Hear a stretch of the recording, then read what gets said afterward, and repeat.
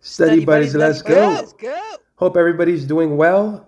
We are going to go ahead and review a story about what? Insights from the Pilot Handbook of Aeronautical Knowledge video that we did during our last workshop. We're going to go ahead and take a look at the video and dissect it and talk about some different things that we can lift from it. And we're going to answer those questions that we saw at the end of the video. I'll go ahead and press play.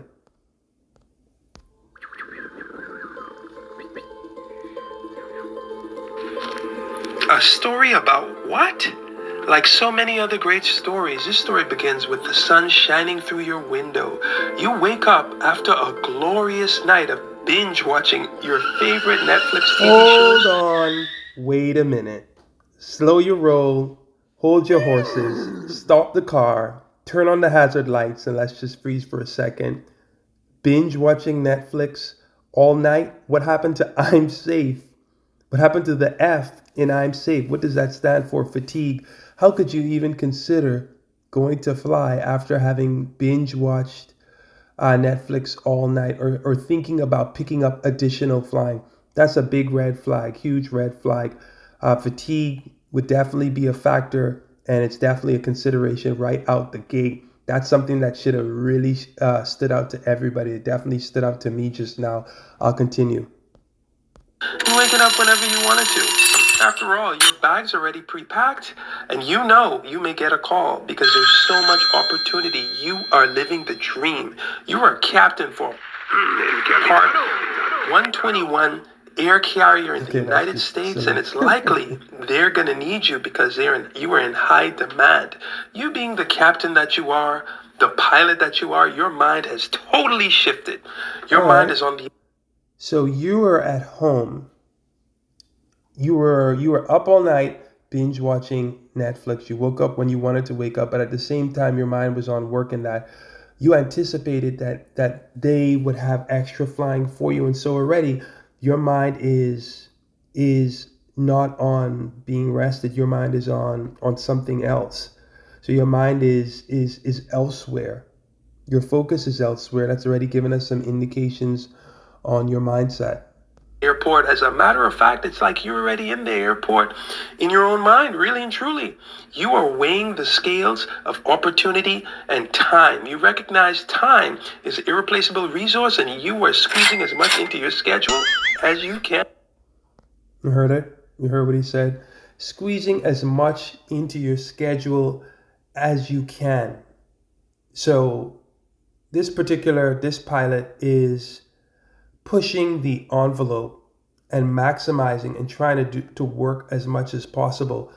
Uh, I can't say that there's anything wrong with having goals and pressing, but you can go to extremes, and it seems already like this pilot is pushing himself too much and overdoing it. And already when you talk about the go no go decision and external factors, already his mindset is one of go go go go go, sort of impulsive to just push ahead and greed as well, to go ahead and push for financial gain, which is a continued theme within this video. The more money you make, the more problems you get. That's right, Biggie. And jealousy and envy is something that comes with the territory, man. Your regular pay rate is $110 per hour, with an incentive pay being offered of 300%. That's $330 per hour for 34 hours of extra work in total, equivalent to roughly under 2 weeks of work squeezed into some days you could have been off enjoying your time. That's 11. Time out. Flag on the play. So this is talking about a 300% increase in additional in your original pay rate, and a bulk amount of 11,220, but they're squeezing it into a small 2 week space of time. That's a lot of work.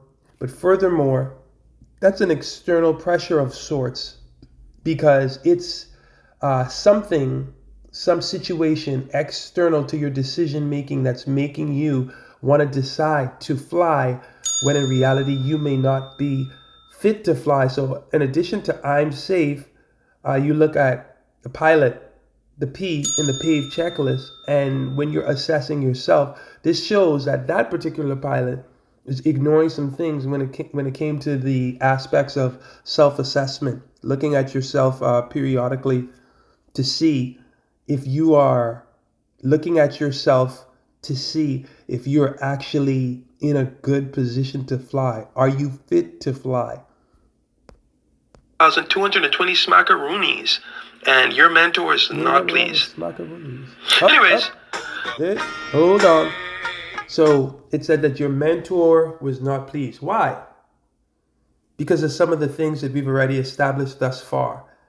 Your mind is not on rest when you're at home.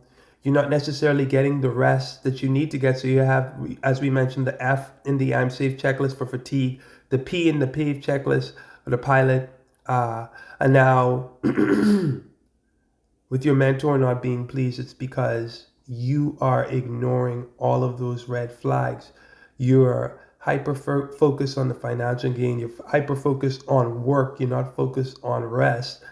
And you're not in a position to be prepared to fly, but yet you're making a decision to continue and now ignoring some of the signs. When you have people in your life that are giving you these signs, you should be paying attention to some of these signs, and furthermore, you should have people around you to help to make you accountable, especially in a field like aviation that is inherently risky.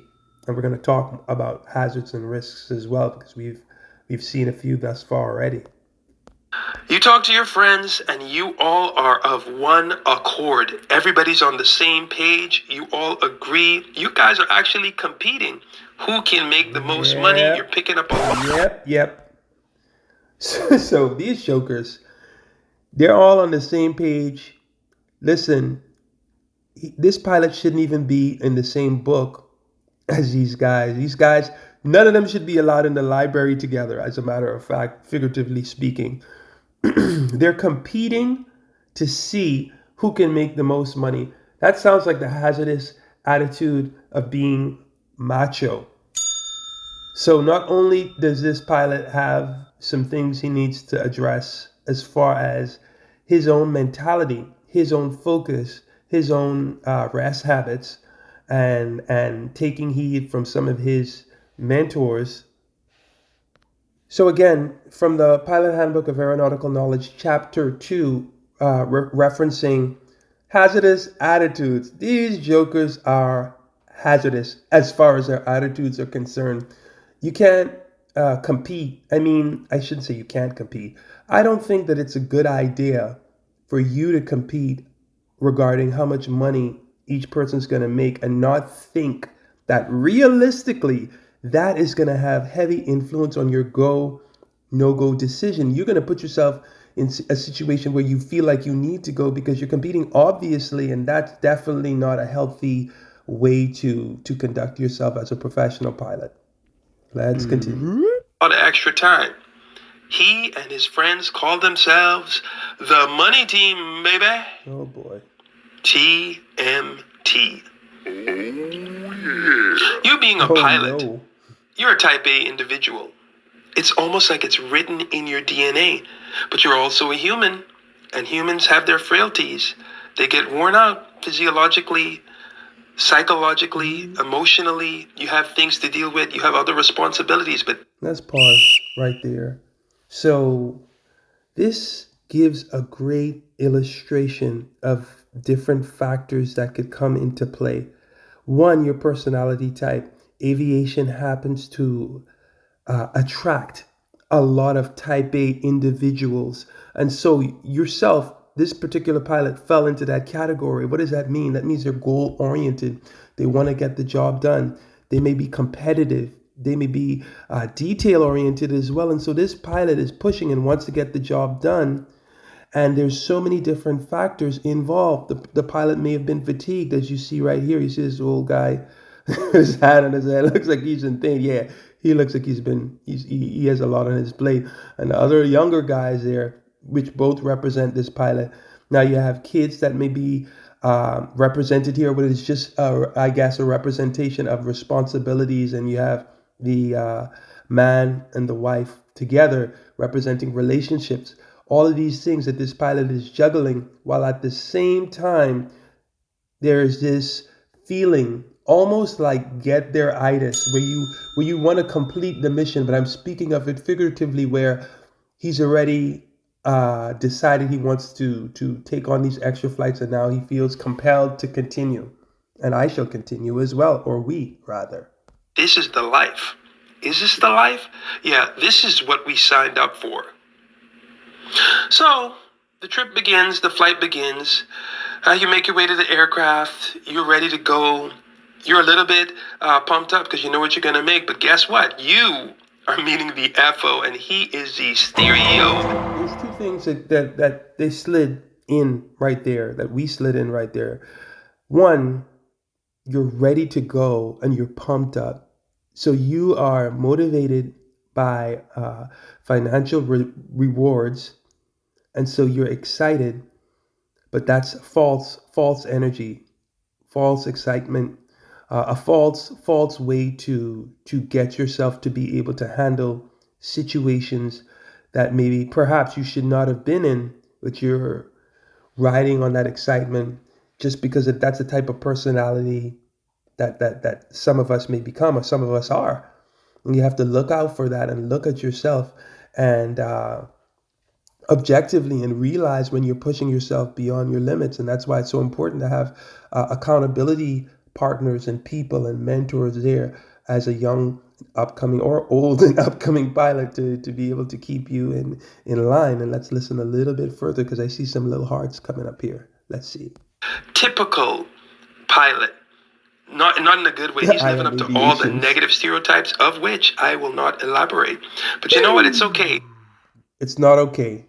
And I see what's happening here. So you have now another layer of complexity in this particular situation.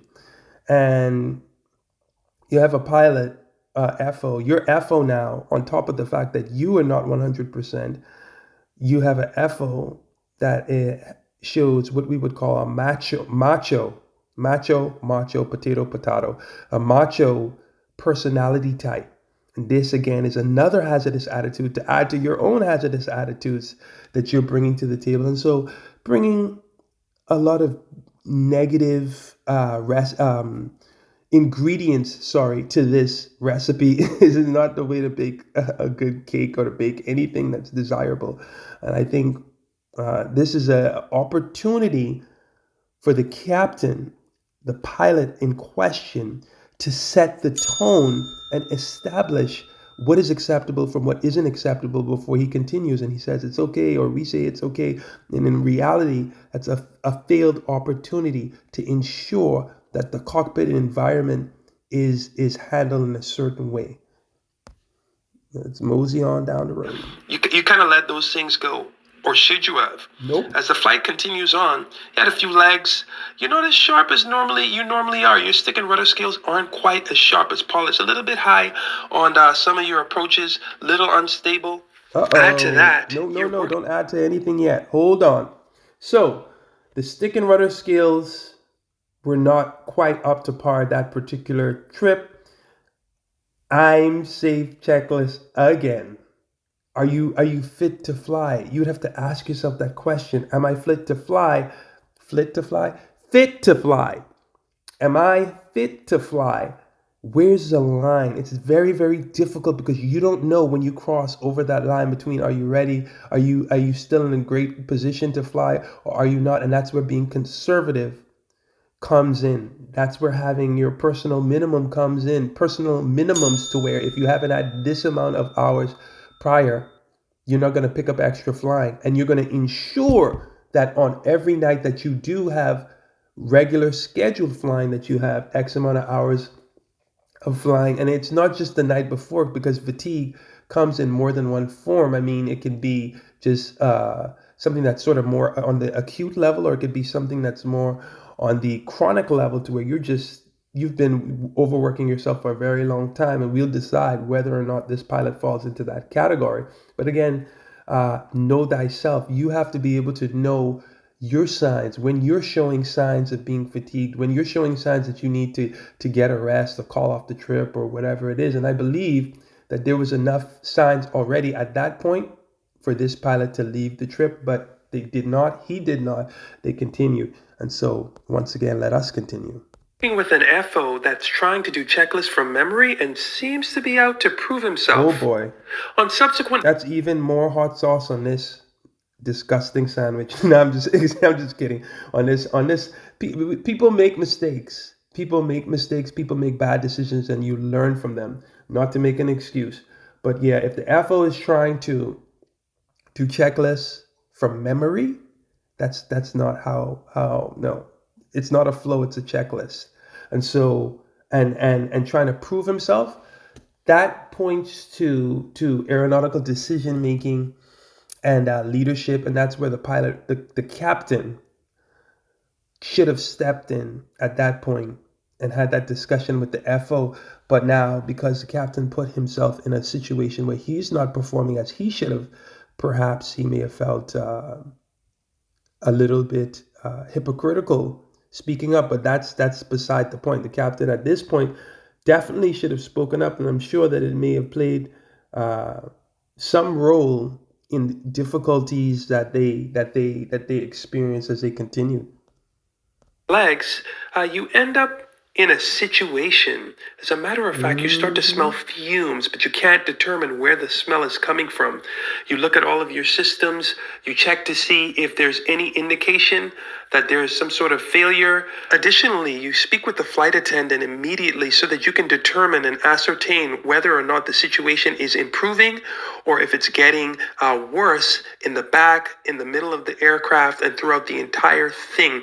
After a bit of communicating back and forth and giving it a little time, you determine that in aeronautical decision making, there are so many different tools you can use: the 3P checklist, the 5P checklist, the PAVE checklist, the CARE checklist, the team checklist. And so it's really like building a house and using tools. You're going to have to determine which tools you want to use for which job and which tools you prefer. And so we're going to apply the DECIDE model to this particular scenario. The first thing we did with the DECIDE model is to detect the change, problem, or issue, and we did that, the smell of the fumes. The next thing we did was we estimated the need to react to it, which was a given. It was obvious we needed to react immediately. We chose a great outcome for the flight. We wanted to have the flight end without any undue hazard or issue. We identified the control items or the control actions that we were going to do, and then we did them, which was to continue the flight, to troubleshoot, and to determine what the actual issue was, whether or not it needed to be addressed immediately. And we then evaluated the results. Smell was slowly decreasing. We spoke with maintenance and had to make that hard decision to decide to continue on. Ultimately, upon landing. Hold on. So let's talk about that. That sounds fair. It sounds like they took care of the emergency. But just looking looking at the drawing of the guy on his hand and his head, seems like that guy was under a whole lot of stress making those decisions, understandably and justifiably so. We could talk about aeronautical decision making. What did they have to do? They had to use in that stressful situation, in that complex environment, they had to use all that information that they had to make the best decision.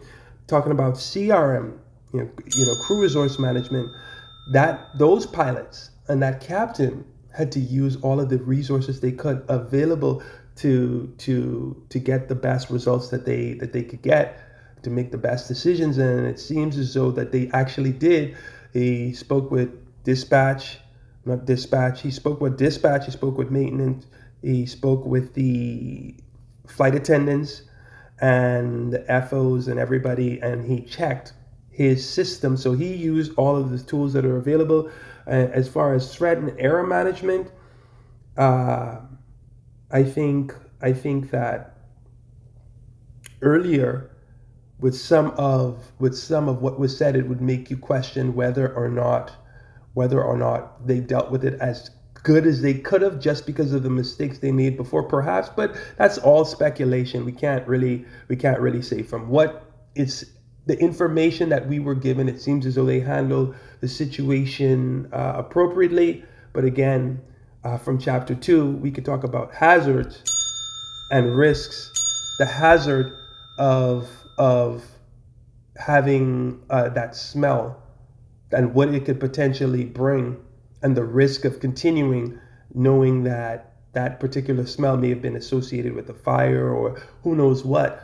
And so let's listen to this last portion here. You discover directly from the maintenance lead that the FO side grounding wire for the window heating system was completely burned out, but not enough to trigger a warning from the smoke detection system. That being said, all things considered, what are your thoughts? What is this story actually about? What lessons can be extracted from this story? Should the pilot continue, or should the pilot call out? How do you think the story actually ended? Okay. What are your thoughts?